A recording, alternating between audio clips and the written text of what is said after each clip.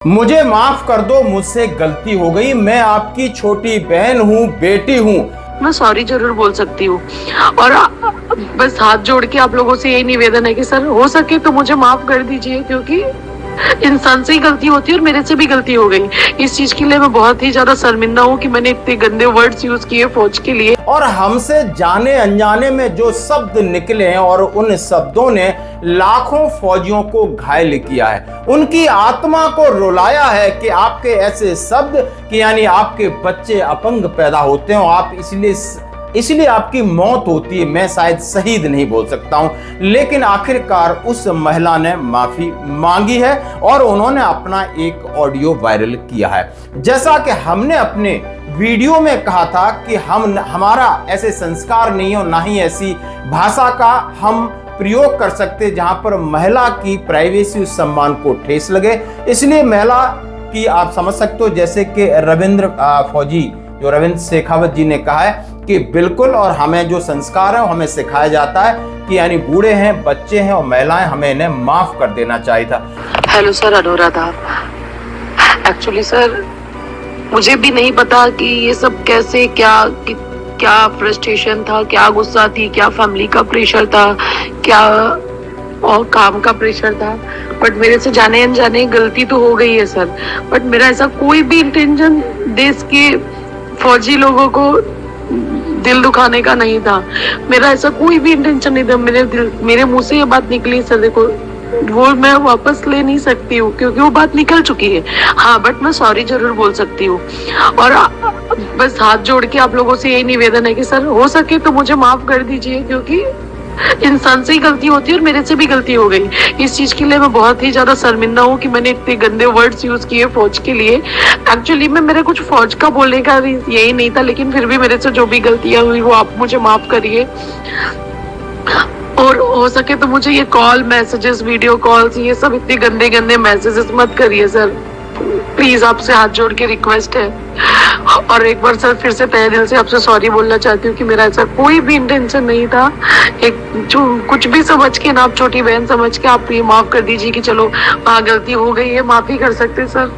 उसके अलावा सर आप बताइए, कुछ सजा देना चाहते तो बताइए। जॉब पे भी आ गई है। शायद उन्हें लगा कि नहीं, ये सब चीजें गलत थी, उन्होंने रियलाइज किया, तो माफी की कोई बात नहीं है। अब पर्सनल दोनों के बीच क्या इशू है उसके ऊपर काम किया जाए। लेकिन दोस्तों, इन्होंने जो कहा वो भी आपको आज सुनना होगा, फिर उन्होंने कहा वो भी सुनना होगा। ये सब सही था, लेकिन ये बिल्कुल उन्होंने जो नंबर, प्राइवेट नंबर उन्होंने इनका शेयर किया और हमने भी उसको नंबर को चेक किया था, गुड मॉर्निंग का एक मैसेज डाल के। हम नहीं चाहते हम किसी का इन्हीं की भाषा में जवाब दे। हो सकता है इनकी एक अलग चीजें होती हैं, सिविल में तो बहुत सारे लोग होते हैं जो हमें छलते हैं, ठगते हैं और कई तरीके की बहुत सारी वारदातें होती हैं। लेकिन उन्होंने जो ऑडियो वायरल किया है और जितनी बातें हमारे भाई फौजी रविंद्र ने कहा है, शेखावत जी ने, कि बिल्कुल हमें सम्मान करना चाहिए। और रही बात पर्सनल मैटर, लेकिन उन्होंने कहा है जो मेरा सोचने का तरीका है कि भाई मेरी तरफ से मैं एक्सक्यूज करता हूं, और इन्होंने जितनी भावनाएं आहत की हैं और उन सबसे इन्होंने माफी मांग ली। अब आइए एक दो सबसे मेन पॉइंट पे आते हैं। बहुत सारा वीडियो ये सर्विंग सोल्जर भी देख रहे होंगे, अधिकारी भी देख रहे होंगे, रिटायर्ड भी। एक जो सिविल का जो तरीका है कि फौजी को हनी ट्रैप का आपने केस सुना होगा कि यानी पाकिस्तान में बैठी महिला है, यानी अपने राष्ट्र के इंटरेस्ट के लिए फौजियों को हनी ट्रैप में फंसाती हैं, जिसमें अश्लीलता और पैसा के सारे हमसे इंफॉर्मेशन लेना चाहती हैं। एक हनी ट्रैप है। बहुत सारे केस, बहुत सारे अधिकारी से लगाकर जवान तक इसमें फंसे होंगे।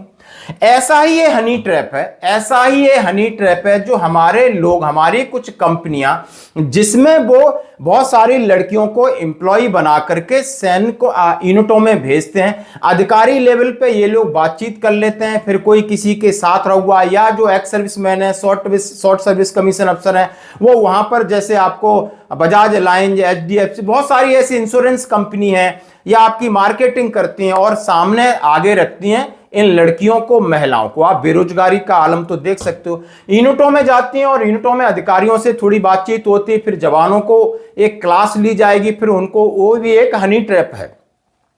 सत्य कह रहा हूं, अपने दिल से ईमानदारी से कह रहा हूं कि मैं जिस समय यहां पर SM था, मैं आरपी गेट के अंदर नहीं घुसने देता था। चाहे कोई अधिकारी कहे क्लास लो, मैं बोल देता था नहीं, ये इनोसेंट बच्चे हैं, इन्हें वही काम करने दो जिसके बारे में ये जानते हैं, या जो भी इन्वेस्ट जब करें जब इसके बारे में वो जानते। खेल वही खेलना है जो आपको खेलना आता है।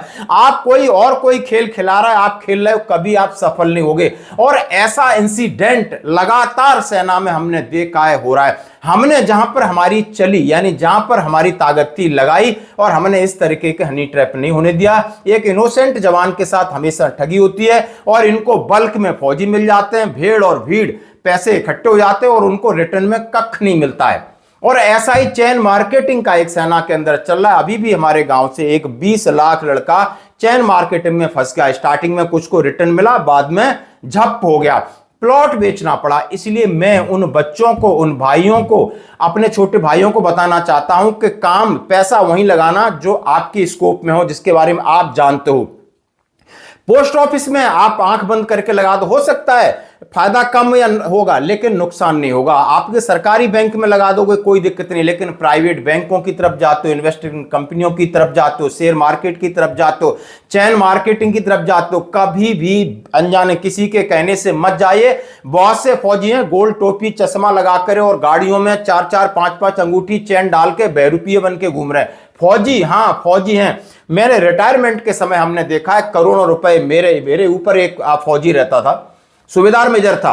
वो रहता था, वो शाम को निकलेगा, उसका यही काम था। वहां पर रिकॉर्ड था हमारा नासिक के अंदर, जो रिटायरमेंट आते थे उनको ले जाकर के होटलों में पार्टी देना, अंगूठी दिलवा लेना, गिफ्ट दिलवा लेना। 10, 20, 50 हजार रुपए इन्वेस्ट करवाए और सप्ताह महीने में 1-1 लाख करके उनको दे दिए। फिर 10 लाख और 20 लाख रुपए जब लगाए तो वो बिल्कुल गुम हो गया। लोग रोते रहे। और ये बंदा जिससे मैं बोलता था कि आप गलत कर रहे हो, आप मेरी बात पे शायद यकीन नहीं मानोगे, मैं अपने बारे में ज्यादा नहीं बोलता हूं। मैं उस दर्द को याद, बोला सर मैं एक खोखा लेके जाता हूं, उसकी बात मुझे याद आ रही है। मैं नीचे रहता था, वो ऊपर रहता था, वो भी एसएम था। बोलता मैं खोखा लेके जाऊंगा 1 CR, बोलता था मैंने 1 CR कमाए। क्यों? उसके नाम पर जो पैसे लेते थे उसका कमीशन ऑलरेडी जाता था। जब ये कंपनी भाग गई, बस मैं रिटायरमेंट हो रहा था और वो 2 महीने बाद होना था रिटायरमेंट। और जब हमने देखा तो बंदा छुट्टी गया, आया ही नहीं। मैं रिटायरमेंट होके घर आया, बाद में पता चला वो आया तो अपना सिर मुड़वा के, मूंछ मुड़वा के ऐसे बैठा रहा कि हमारे तो 2 करोड़ डूब गए, मैंने जमीन बेच के भी दी थी, मेरा बाप मर गया। इतना बहरूपिया हुआ। और उसके बाद रिटायरमेंट के बाद 6 महीने बाद वो बॉम्बे में किसी कंपनी में फिर चश्मा और हेड और टोपी लगा के घूम रहा है आज भी। बोलता है सर हमने 5 करोड़ कमा लिए। अरे क्या कमा लिया? किसी का खून पिया है तुमने। इस तरीके से नहीं करना है। जो करते हैं उनसे सावधान आपने रहना। वो तो नहीं हमारी बात समझेंगे, हमें गालियां देंगे, लेकिन आपने सावधान रहना है। आपके ऊपर अपने पेरेंट्स की जिम्मेदारी है।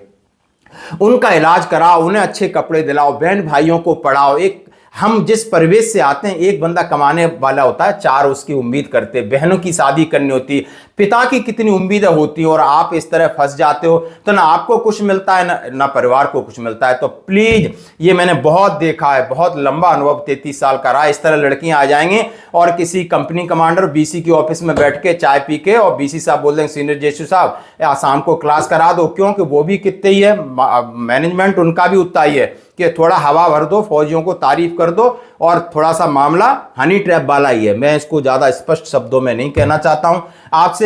आज मुझे बड़ा अंदर से, मैंने रविंद्र फौजी का वीडियो देखा और मुझे लगा कि शायद ये बातें करनी चाहिए, लेकिन मैं अपना पर्सनल एक्सपीरियंस ज्यादा शेयर नहीं करता। लोग ये कहेंगे पता नहीं आप क्या करते होगे नहीं होगे। यदि किसी को पूछना है, मैं अपना पीछे कहां नौकरी किया मैं आपके साथ शेयर कर सकता हूं। आराम से आप बात कर सकते हो, किसी से भी पूछ सकते हो कि नहीं।